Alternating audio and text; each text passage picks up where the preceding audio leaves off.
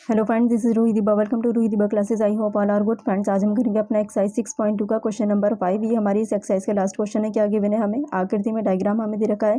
P Q और R S दो दर्पण हैं जो एक दूसरे के समांतर रखे गए हैं।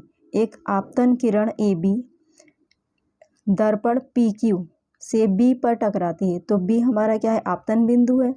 और परावर्तित किरण बी सी हमारी क्या है? परावर्तित किरण है।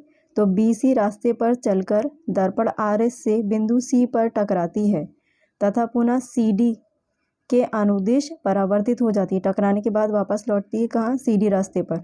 सिद्ध कीजिए कि AB किसके समांतर है? CD के समांतर है। ये हमें प्रूफ करना है। तो सबसे पहले हम क्या करेंगे? यहाँ पर जो हमें दे रखा है वो हम लिखेंगे। तो हम हेडिंग डालेंगे दिया है। क्या दे रखा है इन्होंने हमें? पी क्यू किसके समांतर है? हमारे RS के। देन पी क्यू पैरेलल है RS, ये हमें गिवन है।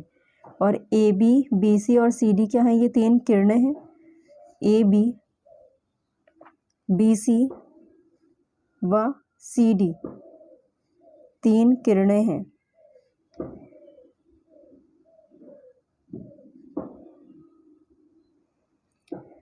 नेक्स्ट हम यहाँ पर रचना करेंगे। तो हेडिंग डालेंगे हम रचना।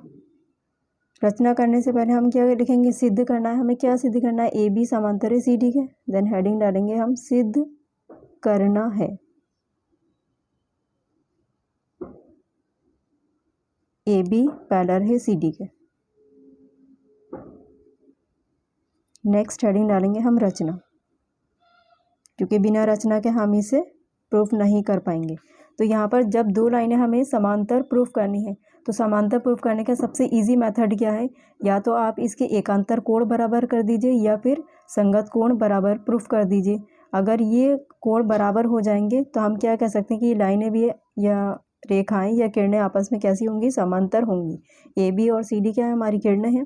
तो इन दोनों को हमें समांतर प्रूफ करना है। तो यहाँ क्या करेंगे? रचना करेंगे। आपने साइंस में पढ़ा होगा आपतित किरण, परावर्तित किरण और आपतन बिंदु पर अभिलंब तीनों कहाँ होते हैं? एक ही तल में होते हैं। तो पी क्यू क्या है? हमारा एक ही तल है। आपतित किरण है हमारे पास, परावर्तित किरण है कि ये क्या है? हमारा आपतन बिंदु है। इस पर हम क्या करेंगे? अभिलंब ड्रॉ कर देंगे आपतन बिंदु पर। तो ये हम अभिलंब अपना ड्रॉ कर रहे हैं, इसे हम कहेंगे BX। नेक्स्ट CB क्या है? हमारा आपतन बिंदु है। तो इस पर भी हम क्या करेंगे?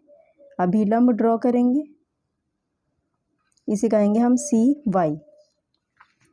तो ये क्या हो गया हमारा? आपतित किरण अभिलंब के साथ जो कोण बनाती है उसे कहते हैं हम आपतन कोण। तो ये हो गया हमारा आपतन कोण। परावर्तित किरण अभिलंब के साथ जो कोण बनाती है वो होता है हमारा परावर्तन कोण। सेम यहाँ पर है आपतन कोण और परावर्तन कोण। तो इन एंगल्स को हम क्या करेंगे? नाम दे देंगे। ये हो गया हमारा एंगल 1, ये रहा हमारा एंगल 2, एंगल 3 एंड एंगल 4।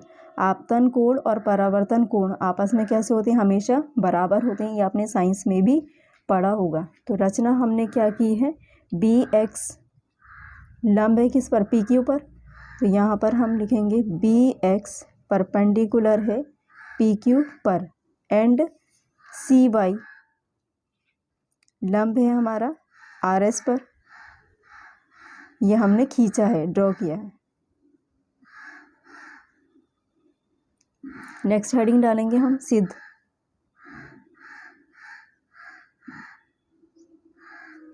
सिद्ध करेंगे अब हम इसे। तो यहाँ पर सिद्ध करने में सबसे पहले हम क्या लिखेंगे कि PQ किसके समांतर है? RS के। ये हमें ऑलरेडी दे रखा है।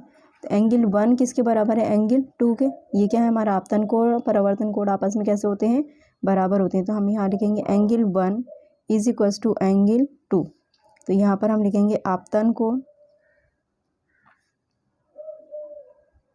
इज इक्वल टू परावर्तन कोण।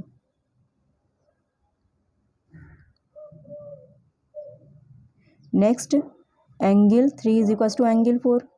Angle 3 is equals to angle 4। यहाँ पर भी हम लिखेंगे आपतन कोण इज इक्वल्स टू परावर्तन कोण। आपस में हमेशा बराबर होते हैं। तो इसे कहेंगे हम इक्वेशन नंबर 1। ये रही हमारी इक्वेशन नंबर 2। नेक्स्ट BX किसके समांतर है? CY के। बी एक्स पैरेलल है हमारी सी वाई के। कैसे? तिर्यक रेखा हमारी क्या है? बी सी, जो बी एक्स और सी वाई को प्रतिच्छेद करती है। तो यहाँ पर हम लिखेंगे तिर्यक रेखा बी सी बी एक्स व सी वाई को प्रतिच्छेद करती है, काटती है।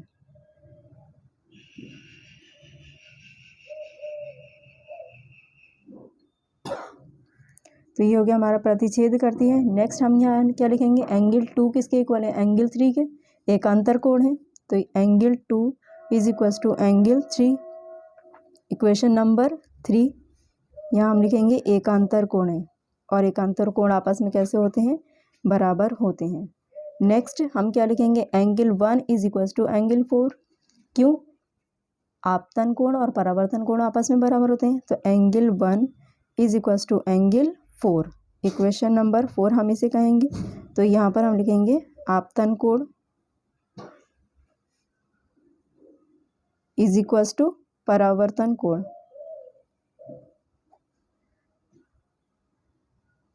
बराबर हो गए। तो अब क्या करेंगे? इक्वेशन नंबर 3 + 4 दोनों इक्वेशन को ऐड कर देंगे। लेफ्ट साइड में ऐड करेंगे और राइट साइड में। तो एंगल 2 + एंगल 1, तो इसे हम क्या लिख सकते हैं? Angle 1 + angle 2 is equals to angle 3 + angle 4। Angle 1 + angle 2 ये पूरा एंगल हो गया हमारा। तो इसे हम क्या लिख सकते हैं? Angle A B C. इसको लिखेंगे हम angle A B C is equals to angle B C D. 3 + 4 को हम क्या लिखेंगे? Angle B C D. तो ये कोण इस कोण के बराबर है, और बी सी हमारी क्या है? तिर्यक रेखा है। तो ये क्या होगा? हमारे एकांतर कोण है, और एकांतर कोण आपस में हमेशा बराबर होते हैं। यही हमें क्या करना था? एकांतर कोण हमें इक्वल प्रूफ करने थे। जैसे हमारे एकांतर कोण इक्वल प्रूफ हो गए, तो हम क्या कह सकते हैं कि ए बी किसके समांतर हो गई? हमारी सी डी के। तो हम लिखेंगे ए बी समांतर है सी डी के। देन यहाँ पर हमारा क्वेश्चन नंबर 5 कंप्लीट हुआ। फ्रेंड्स, वीडियो आपको पसंद आया तो प्लीज़ लाइक शेयर सब्सक्राइब कर दीजिएगा, और अगर आपको कोई भी डाउट या प्रॉब्लम हो तो आप हमें कमेंट बॉक्स में कमेंट कर सकते हैं। मिलते हैं नेक्स्ट वीडियो में नेक्स्ट चैप्टर के साथ में। Thank you so much for watching video.